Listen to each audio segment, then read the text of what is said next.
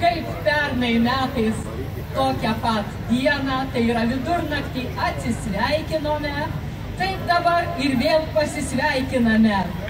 Lietuvoje yra Joniškis, yra Jonava, yra Janiškių, tačiau vis dėlto Klaipėdos miestas savo joninių šventimu yra išskirtinis.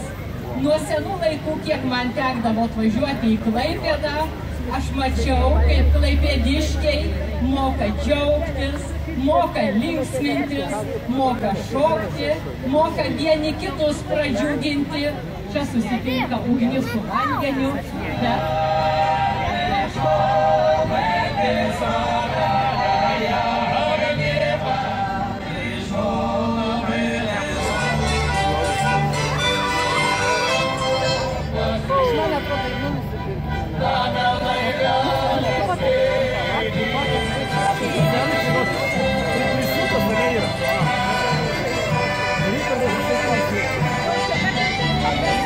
Mūsų puikus folkloro ansambliai, kuršių ainiai ir auka.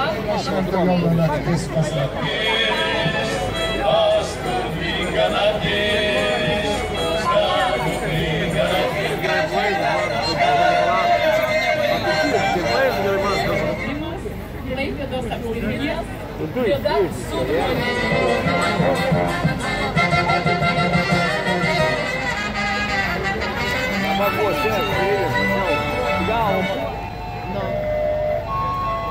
O dargi ir vainikas, ratas, begalybė, amžinybė, gerumas.